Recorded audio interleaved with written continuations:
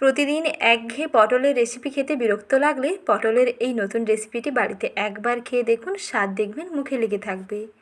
আজকের রেসিপিতে বানিয়ে দেখাবো রসুন পটল। খুব সহজে অল্প উপকরণে ঝটপট তৈরি করে ফেলতে পারবেন।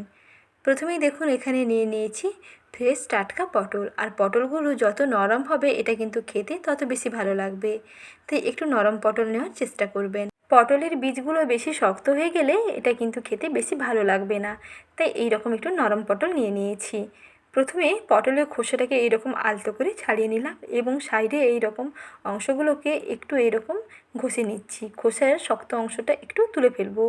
এইভাবে করে সমস্ত পটলগুলোকে ছাড়িয়ে ফেলতে হবে। প্রথমে পটলের খোসাটাকে আলতো করে ছাড়িয়ে নিয়েছি, তারপরে পটলের দুই দিকের অংশটা কেটে বাদ দিয়ে পটলগুলোকে প্রথমে দুফালি করে কেটে নিতে হবে।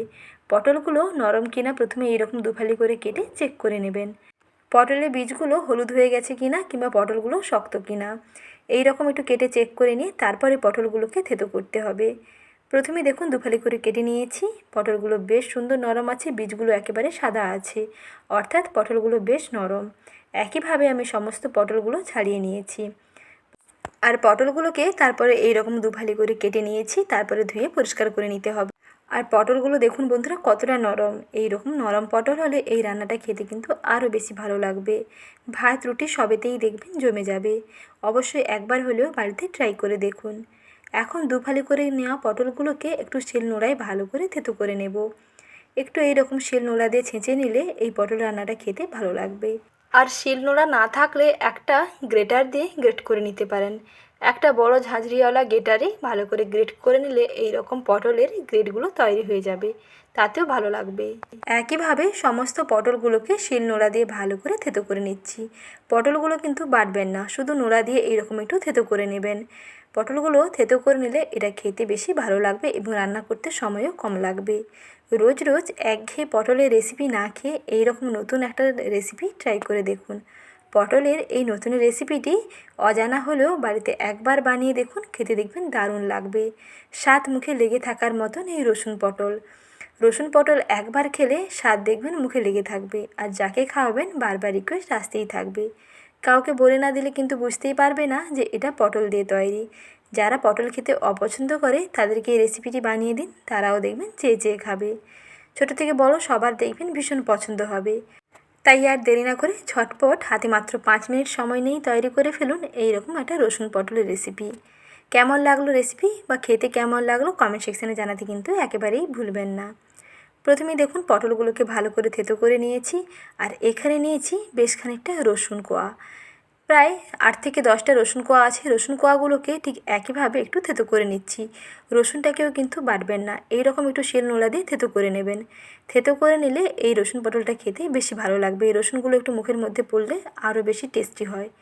তার জন্য এই রসুনগুলো এরকম আধো আধো করে থেতো করে নিয়েছি।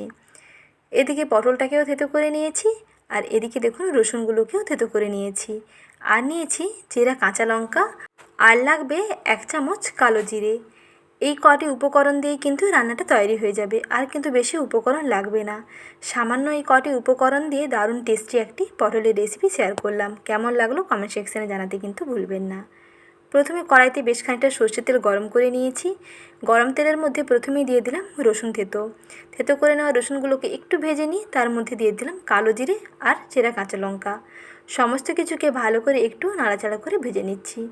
রসুনের মোটামুটি একটু কাঁচা গন্ধটা চলে গেলেই এবং রসুনের একটা ভাজা ভাজা গন্ধ ছাড়তে শুরু করলে এর মধ্যে দিয়ে দিতে হবে থেতো করে নেওয়া পটল।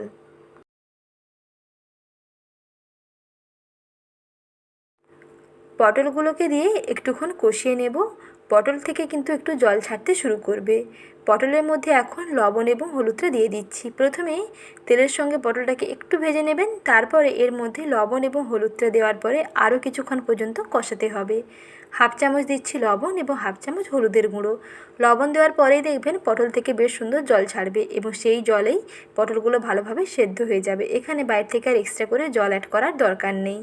কিছুক্ষণ একটু ঢাকা চাপা দিয়ে রান্না করে নিচ্ছি যাতে পটলগুলো বেশ ভালোভাবে সেদ্ধ হয়ে যায় এবং পটলের যে একটা কাঁচা গন্ধ থাকবে সেই গন্ধটাও দেখবেন বেশ সুন্দর চলে যাবে। একটু এইরকম লো ফ্লেমে মাঝারি আঁচে নেড়েচেড়ে ভাজতে হবে। একটু ভাজা ভাজা হয়ে আসলে এর মধ্যে দিয়ে দিচ্ছি অল্প একটু চিনি। চিনি দিয়ে আবার কিছুক্ষণ কষিয়ে নেব। কিছুক্ষণ কষাতে কষাতেই দেখবেন কালারটা বেশ সুন্দর চেঞ্জ হয়ে যাবে এবং ভাজা ভাজা হয়ে যাবে। তখন এর মধ্যে 1 চামচ কর্নফ্লাওয়ার গুলানো জল দিয়ে দেবেন, বা এখানে 1 চামচ ময়দা গুলাও জল দিতে পারেন, যেটা কাছে অ্যাভেলেবল থাকবে সেটা দিয়ে দেবেন। অল্প একটু এই কর্নফ্লাওয়ার কিংবা ময়দা গোলা জল দেওয়াতে এই রান্নাটার স্বাদ দেখবেন আরও বহুগুণে বেড়ে যাবে। এটা কিন্তু একেবারে সিক্রেট। এই সিক্রেট উপকরণটা দিয়ে দেখুন আরও বেশি ভালো লাগবে। আর না থাকলে কিন্তু স্কিপ করতে পারেন, কোনো অসুবিধে নেই। তারপরে কিছুক্ষণ এইরকম ভাজতে হবে। যখন ভাজতে ভাজতে দেখবেন এইরকম তেলটা কেটে আসবে, তখন বুঝতে পারবেন যে রান্না একেবারে কমপ্লিট। দেখুন কত সুন্দর তেল ছেড়ে গেছে, বেশ সুন্দর তেল ছেড়ে গেছে এবং পটলগুলো অনেক নরম হয়ে মজে গিয়ে কালারটা বেশ সুন্দর চেঞ্জ হয়ে গেছে। অর্থাৎ রসুন পটল একেবারেই রেডি। শুধু গরম ভাতের সঙ্গে পরিবেশন করে দেখুন। গরম ভাতের সঙ্গে এই রকম রসুন পটল থাকলে খাওয়াটা দেখবেন জাস্ট জমে যাবে। এই রেসিপি গরম ভাত কিংবা রুটি সবেতেই দুর্দান্ত লাগবে। পটলের একঘেয়ে রেসিপি না খেয়ে এই নতুন রেসিপিটি ট্রাই করে দেখতে পারেন, খেতে দেখবেন দারুণ লাগবে। আর আজকের সহজ এবং লোভনীয় রেসিপিটি ভালো লেগে থাকলে এই ভিডিওটিতে বরাবরের মতন একটি লাইক করার অনুরোধ থাকলো। সঙ্গে চ্যানেলটিকে সাবস্ক্রাইব করে নতুন বন্ধু হয়ে সঙ্গে যুক্ত থাকবেন। আজ এই পর্যন্ত। আবারও শীঘ্রই হাজির হচ্ছি নতুন রেসিপি নিয়ে। পরবর্তী রেসিপি দেখার আমন্ত্রণ থাকলো। ভালো থাকবেন, সুস্থ থাকবেন। রেসিপি দেখার জন্য জানাই অসংখ্য ধন্যবাদ।